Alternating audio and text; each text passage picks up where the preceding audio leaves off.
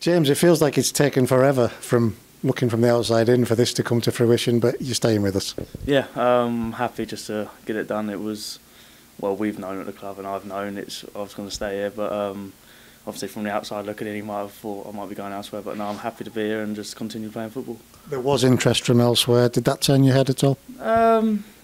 No, it's nice to know that your people are looking at you, etc. But at the end of the day, at my age, still being a teenager, I just need to play games. There's no point in me going elsewhere and sitting there and not playing. But I've been happy here. I've played over 20 games since I've been here, so I can't argue with that. And I'm just happy to be here and continue to help the team.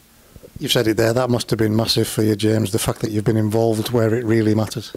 Yeah, there's nothing better than playing football. At the end of the day, you can go and even if I say, for example, I was at Millwall, you go sit on the bench. It's not the same as being out on a men's team and playing football. So that was my best option to stay here, fight for my place still, and hopefully to get more game time throughout the second half of the season. It must be a massive pat on the back that a manager like Keith Curle wants you to stay.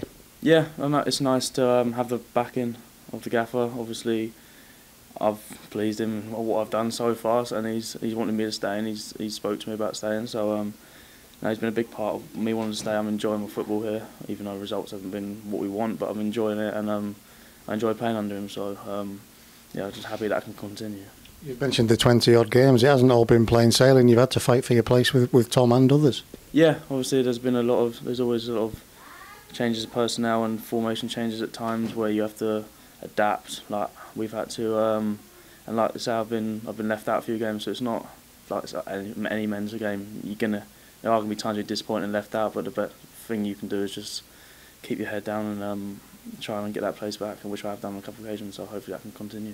A bit you might not be aware of, but within hours of the game finishing, we're getting contact from Millwall asking, can we have the footage? Can we see today's game? Have you been aware of that level of interest from your own management team down in Millwall? Yeah, I have good chance of communication with staff down there, with my 23s manager Kevin Nugent. So after every game, I'll speak to him about the game and see how it is. I know they're watching my clips. I'll get sent my own clips and I'll watch them. So it's nice to know they're looking at me as well, and obviously watching yourself back and then watching me back, they can get an idea of how I'm doing, how I'm developing. Also, it gives me an idea of how I can do that as well. Turning into